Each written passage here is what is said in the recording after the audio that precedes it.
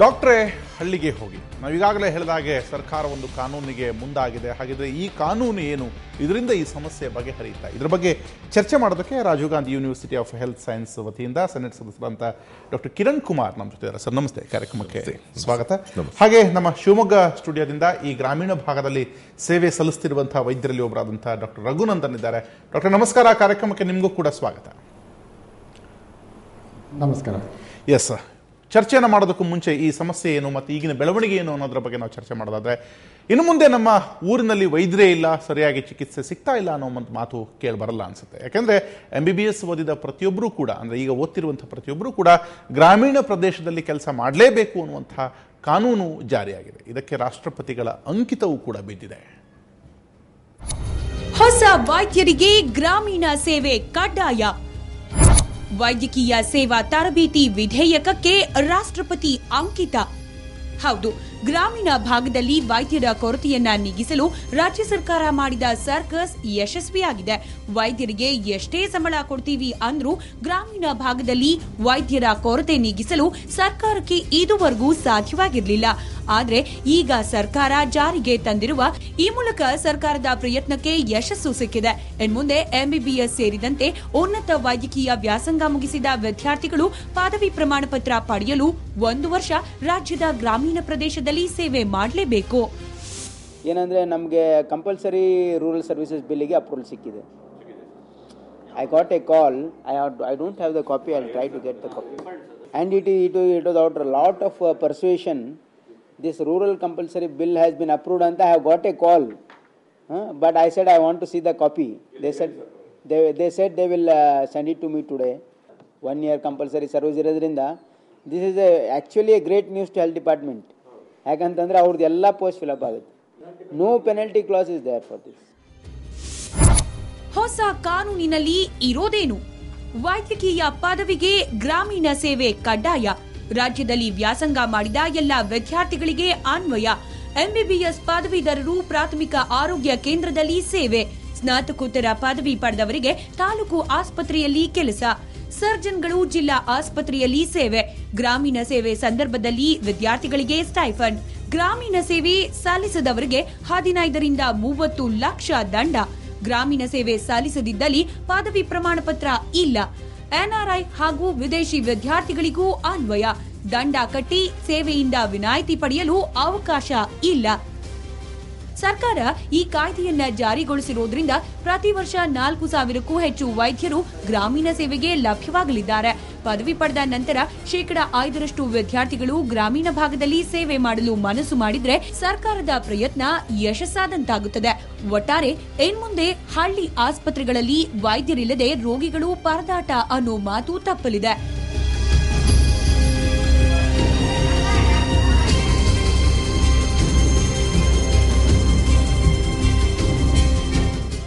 ಶಂಕರ್ ಪಾಗೋಜಿ, ಸುವರ್ಣ news, Bengaluru. S, ಸಾಕಷ್ಟು ವರ್ಷದಿಂದ ಈ ಒಂದು ಯೋಚನೆ ಸರ್ಕಾರಕ್ಕಿದ್ರೂ ಕೂಡ ರಾಷ್ಟ್ರಪತಿಗಳ ಅಂಕಿತ ಬಿದ್ದಿರಲಿಲ್ಲ. ಈಗ ಬಿದ್ದಿದೆ, ಮುಂದೇನು ಅನ್ನುವಂಥದ್ದು. ಈ ಕುರಿತಾಗಿ ಮಾತನಾಡೋದಕ್ಕೆ ಸ್ವತಃ ವೈದ್ಯಕೀಯ ಶಿಕ್ಷಣ ಸಚಿವರಾದಂಥ ಡಾಕ್ಟರ್ ಶರಣ್ ಪ್ರಕಾಶ್ ಪಾಟೀಲ್ ಅವರು ನಮ್ಮೊಂದಿಗೆ ವಿಧಾನಸೌಧದಿಂದ ನೇರ ಸಂಪರ್ಕದಲ್ಲಿದ್ದಾರೆ. ಸರ್ ನಮಸ್ತೆ, ಕಾರ್ಯಕ್ರಮಕ್ಕೆ ನಿಮಗೂ ಸ್ವಾಗತ. ನಮಸ್ಕಾರ. ಎಸ್, ಹಾಗೆ ಕಲಬುರಗಿಯಿಂದ ಡಾಕ್ಟರ್ ಕಾಂಬ್ಳೆ ಇದ್ದಾರೆ. ಕಾಂಬ್ಳೆ ಅವರೇ, ನಿಮಗೂ ಕೂಡ ಕಾರ್ಯಕ್ರಮಕ್ಕೆ ಸ್ವಾಗತವನ್ನು ಬಯಸ್ತೀವಿ.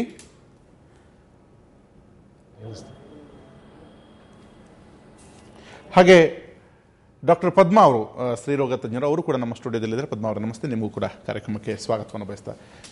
ಡಾಕ್ಟರ್ ಶರಣ್ ಪ್ರಕಾಶ್ ಪಾಟೀಲ್ರೆ, ನಿಮಗೆ ಮೊದಲನೇ ಪ್ರಶ್ನೆ. ಸಾಕಷ್ಟು ಕಳೆದ ಕೆಲವು ವರ್ಷಗಳಿಂದ ಈ ಒಂದು ಚಿಂತನೆ ಈ ವಲಯದಲ್ಲಿ ನಡೀತಾ ಇದ್ದಿದ್ದು, ಇದೊಂದು ಕಡ್ಡಾಯ ಮಾಡಬೇಕು ಅಂತ. ಈಗ ರಾಷ್ಟ್ರಪತಿಗಳ ಅಂಕಿತ ಕೂಡ ಬಿದ್ದಿದೆ. ಮುಂದೇನು ಅನ್ನುವಂಥದ್ದು, ಯಾವ ಒಂದು ಗಂಭೀರ ಸಮಸ್ಯೆಗೆ ಈ ಪ್ರಯತ್ನದಿಂದ ಪರಿಹಾರ ಸಿಗಲಿದೆ ಅನ್ನುವಂಥದ್ದು ತಮ್ಮ ಯೋಚನೆ?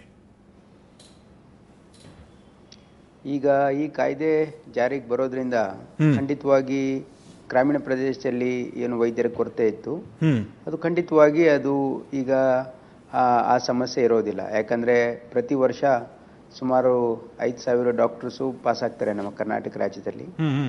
ಈಗ ಹೊಸ ಕಾನೂನಿನ ಪ್ರಕಾರ ಎಲ್ಲರೂ ಕೂಡ ಕಡ್ಡಾಯವಾಗಿ 1 ವರ್ಷ ಗ್ರಾಮೀಣ ಸೇವೆ ಮಾಡೋ ಕಡ್ಡಾಯ ಇರೋದ್ರಿಂದ ನಮಗೆ ಎಲ್ಲ ವೇಕೆನ್ಸೀಸು ಫಿಲಪ್ ಆಗ್ತವೆ. ಇನ್ಫ್ಯಾಕ್ಟ್ ನಮಗೆ ಇನ್ನೂ ಎಕ್ಸಸ್ ಆಗಿ ಡಾಕ್ಟರ್ಸ್ ಉಳಿಬೋದು. ಅದಕ್ಕೆ ನಾನು ಮತ್ತು ಆರೋಗ್ಯ ಸಚಿವರು ಒಂದು ಮೀಟಿಂಗ್ ಅನ್ನ ಮಾಡಿ ಇದನ್ನ ಇಂಪ್ಲಿಮೆಂಟೇಷನ್ ಮಾಡಬೇಕು, ಯಾವ ರೀತಿ ಮಾಡಬೇಕು, ಇದಕ್ಕೆ ರೂಲ್ಸ್ ಫ್ರೇಮ್ ಮಾಡೋದಿದೆ ಇನ್ನು. ಆ ರೂಲ್ಸ್ ಫ್ರೇಮ್ ಮಾಡೋದು ಮತ್ತು ಇದು ಯಾವ ಮೊಡ್ಯಾಲಿಟೀಸ್ ವರ್ಕೌಟ್ ಮಾಡ್ತೀವಿ. ಶೀಘ್ರದಲ್ಲೇ ನಾನು ಮತ್ತು ಆರೋಗ್ಯ ಸಚಿವರು ಒಂದು ಮೀಟಿಂಗ್ ಮಾಡಿ ಇದಕ್ಕೆ ಯಾವ ರೀತಿ ಚಾಲನೆ ಕೊಡಬೇಕು ಅಂತಕ್ಕಂಥ ನಿರ್ಧಾರವನ್ನ ತೆಗೆದುಕೊಳ್ತೀವಿ. ಇದಕ್ಕೆ ಈಗ ಯಾವೆಲ್ಲ ರೀತಿಯಂತ ವೈದ್ಯಕೀಯ ವಿದ್ಯಾರ್ಥಿಗಳು ಒಳಪಡ್ತಾರೆ ಅನ್ನುವಂಥದ್ದು, ಅಂದ್ರೆ ಕೇವಲ ಸರ್ಕಾರದ ಸೀಟ್ಗಳಿಂದ ಎಲ್ಲರೂ ಇದರಲ್ಲಿ ಇಲ್ಲ, ಹಾಗಿಲ್ಲ. ಇಲ್ಲಿ ಕರ್ನಾಟಕ ರಾಜ್ಯದಲ್ಲಿ ಯಾರು MBBS ಪಾಸ್ ಆಗ್ತಾರೆ, ಅದು ಗೌರ್ಮೆಂಟ್ ಕಾಲೇಜ್ ಇರ್ಬೋದು, ಪ್ರೈವೇಟ್ ಕಾಲೇಜ್ ಇರ್ಬೋದು, ಡೀಮ್ಡ್ ಯೂನಿವರ್ಸಿಟಿ ಇರ್ಬೋದು, NRI ಸೀಟ್ ಇರ್ಬೋದು, ಮ್ಯಾನೇಜ್ಮೆಂಟ್ ಸೀಟ್ ಇರ್ಬೋದು, COMEDK ಸೀಟ್ ಇರ್ಬೋದು, KRLM ಸೀಟ್ ಇರ್ಬೋದು, ಅಥವಾ ಸೀಟ್ ಇಂದ ಬಂದಿರತಕ್ಕಂಥ ಮೆರಿಟ್ ಸೀಟ್, ಯಾರೇ ಇಲ್ಲಿ ಪಾಸ್ ಆಗ್ತಾರೆ ಅವರೆಲ್ಲರೂ ಕೂಡ 1 ವರ್ಷ ಕಡ್ಡಾಯ ಗ್ರಾಮೀಣ ಸೇವೆ ಮಾಡಬೇಕಾಗ್ತದೆ. ಅದು ವಿತ್ ಸ್ಯಾಲ್ರಿ ಇರ್ತದೆ. They will get full salary. ಹಾಗೆ ಗ್ರಾಮೀಣ ಭಾಗದಲ್ಲಿ ಇರುವಂತಹ ಸಮಸ್ಯೆ, ನಗರ ಭಾಗದ ಕೆಲವು ಆಸ್ಪತ್ರೆಗಳಲ್ಲಿ ಕೂಡ ವೈದ್ಯರ ಕೊರತೆ ಆಗತ್ತೆ, ಅಲ್ಲಿಯೂ ಕೂಡ ಇವರ ಸೇವೆ ಲಭ್ಯ ಆಗುತ್ತೆ. ಅದರಲ್ಲಿ ಏನಾಗಿದೆ, ಈಗ ಯಾರು ಸ್ಪೆಷಲಿಸ್ಟ್ ಇರ್ತಾರೆ, ಅಂದ್ರೆ ಯಾರು ಪೋಸ್ಟ್ ಗ್ರಾಜುಯೇಷನ್ ಮಾಡಿರ್ತಾರೆ, ಅವ್ರಿಗೆ ನಗರ ಪ್ರದೇಶದಲ್ಲಿ ಅವ್ರಿಗೆ ಪೋಸ್ಟ್ ಮಾಡಬೇಕು ಅಂತಕ್ಕಂಥದ್ದು ಕಾನೂನಲ್ಲಿ ಅವಕಾಶ ಇದೆ. ಈಗ ಯಾರು MBBS ಪಾಸ್ ಆಗ್ತಾರೆ, ತಕ್ಷಣ ಅವರಿಗೆ ಪೋಸ್ಟ್ ಗ್ರಾಜುಯೇಷನ್ ಸೀಟ್ ಸಿಗ್ತದೆ, ಅವರು ಪೋಸ್ಟ್ ಗ್ರಾಜುಯೇಷನ್ ಮಾಡಕ್ಕೆ ಅವಕಾಶ ಇದೆ. ಪೋಸ್ಟ್ ಗ್ರಾಜುಯೇಷನ್ ಮಾಡಿದ ತಕ್ಷಣ ಅವರು ನಗರ ಪ್ರದೇಶದಲ್ಲಿ ಅದು ಕಮ್ಯುನಿಟಿ ಹೆಲ್ತ್ ಸೆಂಟರ್ ಆಗಿರ್ಬೋದು, ತಾಲೂಕು ಹಾಸ್ಪಿಟಲ್ ಆಗಿರ್ಬೋದು, ಡಿಸ್ಟಿಕ್ ಹಾಸ್ಪಿಟಲ್ ಆಗಿರ್ಬೋದು, ಅಲ್ಲಿ ಕೆಲಸ ಮಾಡಬೇಕು 1 ವರ್ಷ ಅಂತ ಹೇಳಿ ಕಾನೂನಲ್ಲಿ ಅವಕಾಶ ಇದೆ. ಹಾಗಾಗಿ ನಾವು ರೂಲ್ಸ್ ಅನ್ನ ಫ್ರೇಮ್ ಮಾಡುವಾಗ ಅದು ಅವಶ್ಯಕತೆ ಅನುಗುಣವಾಗಿ ನಾವು ಅದನ್ನ ಆ ರೂಲ್ಸ್ ಅಲ್ಲಿ ಫ್ರೇಮ್ ಮಾಡ್ತೀವಿ. ಎಸ್, ಈಗ ಇಂಥದ್ದೊಂದು ಕಾನೂನನ್ನು ಜಾರಿಗೆ ತರಲಿಕ್ಕೆ ಹೊರಟಿದ್ದೀರಿ, ಬಹುತೇಕವಾಗಿ ಅದು ಬಂದಿದೆ ಅಂತ ನಾನು ಭಾವಿಸ್ತೀನಿ. ಆದರೆ ಎದುರಾಗಬಹುದಾದಂತಹ ಸವಾಲುಗಳೇನಿದೆ? ಇಲ್ಲ, ಇದರಲ್ಲಿ ಎದುರಾಗ್ತಕ್ಕಂಥ ಸವಾಲುಗಳೇನು ನನಗೇನು ಅಷ್ಟು ಇದು ಕಾಣಿಸ್ತಾ ಇಲ್ಲ. ಯಾಕಂದ್ರೆ ಕೆಲವು ಜನ ಇದಕ್ಕೆ ಅಪೋಸ್ ಮಾಡಬಹುದು, ಮಾಡಿದ್ರು ಕೂಡ ಇದು ಕಾನೂನು ಇರೋದ್ರಿಂದ ಅವ್ರು ಯಾರು ಏನು ಮಾಡಕ್ ಆಗೋದಿಲ್ಲ. ಆಮೇಲೆ ಈ ಕಾನೂನಿಗೆ it has a overriding effect over other loss. ಹಾಗಾಗಿನೇ ಇದು ರಾಷ್ಟ್ರಪತಿ ಅವರ ಅಂಕಿತಕ್ಕೆ ಹೋಗಿತ್ತು. ಇಲ್ಲಾಂದ್ರೆ ನಾವು ಇಲ್ಲೇನೆ ನಾವೇ ನಮ್ಮ ರಾಜ್ಯಪಾಲರ ಅನುಮೋದನೆ ಮೇರೆಗೆ ನಾವು ಅದನ್ನ ಗೆಜೆಟ್ ಮಾಡ್ತಿದ್ವಿ. ಆದ್ರೆ ಇದಕ್ಕೆ ಬೇರೆ it has a overriding effect on other laws ಇರೋದ್ರಿಂದನೇ ಇದು ರಾಷ್ಟ್ರಪತಿಯವರ ಅಂಕಿತಕ್ಕೆ ಹೋಗಿತ್ತು. ಹಾಗಾಗಿ ಇದಕ್ಕೆ ಬೇರೆ ಏನು ದಾರಿ ಇಲ್ಲ. ಇದಕ್ಕೆ ಅವರು ಕಡ್ಡಾಯವಾಗಿ ಸೇವೆ ಮಾಡಲೇಬೇಕಾಗುತ್ತೆ. ಮತ್ತು ಇದರಲ್ಲಿ ಯಾರು ಇದಕ್ಕೆ ಅನ್ಯತಾ ಭಾವಿಸ್ತಕ್ಕಂಥ ಅವಶ್ಯಕತೆ ಕೂಡ ಇಲ್ಲ. ಯಾಕಂದ್ರೆ ಈಗ ಯಾರು ವಿದ್ಯಾರ್ಥಿಗಳು ಪಾಸ್ ಆಗ್ತಾರೆ, ತಕ್ಷಣ ಅವ್ರಿಗೆ ಎಲ್ಲೂ ಕೂಡ ಇಂಥ ಅಪಾರ್ಚುನಿಟಿ ಸಿಗೋದಿಲ್ಲ. ಅವ್ರಿಗೆ ಫುಲ್ ಸ್ಯಾಲ್ರಿ ಸಿಗ್ತದೆ, ಗ್ರಾಮೀಣ ಪ್ರದೇಶದಲ್ಲಿ ಪೇಷಂಟ್ಸ್ ನೋಡತಕ್ಕಂಥ ಅವಕಾಶ ಸಿಗ್ತದೆ. ಹಾಗಾಗಿ ಅವರು ಇದಕ್ಕೆ ಪಾಸಿಟಿವ್ಲಿ ಮತ್ತು ವೆಲ್ಕಮ್ ಮಾಡಬೇಕು ಅಂತ ನನ್ನ ಅನಿಸಿಕೆ. ಯಾಕಂದ್ರೆ ನಾನೊಬ್ಬ ಡಾಕ್ಟರ್ ಇದ್ದೀನಿ, ನನಗೂ ಗೊತ್ತಿದೆ. ಇವರು MBBS ಪಾಸ್ ಆದ ತಕ್ಷಣ ಯಾರಿಗೆ PG ಸಿಗ್ತದೆ ಅವ್ರು PG ಮಾಡಕ್ ಹೋಗ್ತಾರೆ. ಇದು ಕಾಯ್ದೆಯಲ್ಲೂ ಕೂಡ ಅವಕಾಶ ಇದೆ. ಯಾರಿಗೆ PG ಸಿಗೋದಿಲ್ಲ ಅವರಿಗೆ ಗ್ರಾಮೀಣ ಸೇವೆ ಮಾಡೋದ್ರಿಂದ ಅವ್ರಿಗೆ ಎಕ್ಸ್ಪೀರಿಯನ್ಸು ಆಗ್ತದೆ, ಅವರಿಗೆ ಸಂಬಳನೂ ಸಿಗ್ತದೆ. ಇದಕ್ಕೆ ಯಾರು ಅಪೋಸ್ ಮಾಡ್ತಕ್ಕಂಥ ಅವಶ್ಯಕತೆ ಇಲ್ಲ ಅಂತ ನನ್ನ ಭಾವನೆ.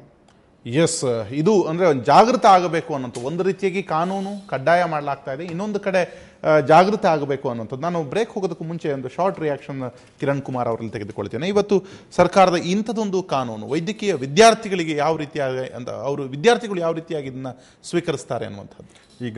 ಈಗ ಮಾನ್ಯ ಮಂತ್ರಿಗಳು ಹೇಳಿದಾಗೆ ಕಾನೂನು ಮಾಡಿ ಆಗಿದೆ. ಇದರ ಬಗ್ಗೆ ಇನ್ನು ಮುಂದೆ ಯಾವ ರೀತಿ ನಾವು ಚಾಲೆಂಜಸ್ ನಾವು ಫೇಸ್ ಮಾಡ್ತೀವಿ ಅಂತ ಹೇಳಿದ್ರೆ, ಒಂದು ಅವರು ಕೊಟ್ಟಿರುವ ಒಂದು ರಿಲ್ಯಾಕ್ಸೇಷನ್ ಏನಿದೆ ಅಂತ ಹೇಳಿದ್ರೆ, ಅವರು 1 ವರ್ಷದ ಕಡ್ಡಾಯ ಸೇವೆ ಏನ್ ಮಾಡ್ತಾ ಇರ್ತಾರೆ ಆ ಟೈಮಲ್ಲಿ ಅವರಿಗೆ ಪೋಸ್ಟ್ ಗ್ರಾಜುಯೇಷನ್ ಸಿಕ್ಕಿದ್ರೆ ಅವರು ಪೋಸ್ಟ್ ಗ್ರಾಜುಯೇಷನ್ ಹೋಗ್ಲಿಕ್ಕೆ ಒಂದು ಚಾನ್ಸ್ ಇದೆ.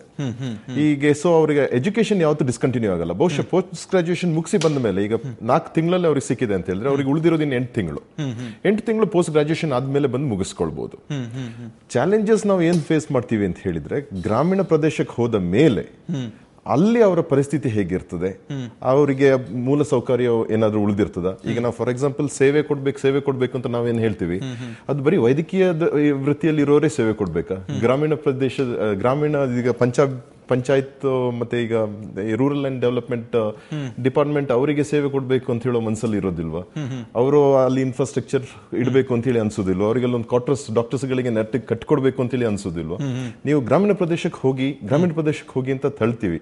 ಅಲ್ಲಿ ಹೋದ್ಮೇಲೆ ಪಾಪ ಅವ್ರನ್ನ ಯಾರು ಪ್ರೊಟೆಕ್ಟ್ ಮಾಡ್ತಾರೆ, ಅವ್ರನ್ನ ಯಾವ ರೀತಿ ನಡೆಸ್ಕೊಳ್ಳಲಿಕ್ಕೆ ಆಗ್ತದೆ ನಮಗೆ? That are the few challenges we have to see. Yes, ಖಂಡಿತವಾಗಿ ಹಿಂದೆಯೂ ಕೂಡ ಈ ಒಂದು ಕೂಗು ಸಾಕಷ್ಟು ಬಾರಿ ಕೇಳಿ ಬಂದಿತ್ತು. ವೈದ್ಯರ ಒಂದು ಮುಷ್ಕರದ ಸಂದರ್ಭದಲ್ಲಿ ಕೂಡ ದೊಡ್ಡದಾಗಿ ಕೇಳಿ ಬಂದಿದೆ. ನಮಗೆ ಸೌಲಭ್ಯಗಳೇ ಇಲ್ಲ ಗ್ರಾಮೀಣ ಭಾಗದಲ್ಲಿ. ಗ್ರಾಮೀಣ ಭಾಗಕ್ಕೆ ಯಾಕೆ ಬರ್ತಾರೆ ಅಂದ್ರೆ ಸೇವೆ ಮಾಡಲಿಕ್ಕೆ ಮನಸ್ಸಿಲ್ಲ ಅಂತಲ್ಲ, ಸೌಲಭ್ಯಗಳ ಕೊರತೆ ಅಂತ. ಇದ್ರ ಬಗ್ಗೆ ಕೂಡ ನಮ್ಮ ಸಚಿವರೊಂದಿಗೆ ಸವಿಸ್ತಾರವಾಗಿ ಚರ್ಚೆ ಮಾಡ್ತೀನಿ ಒಂದು ಪುಟ್ಟ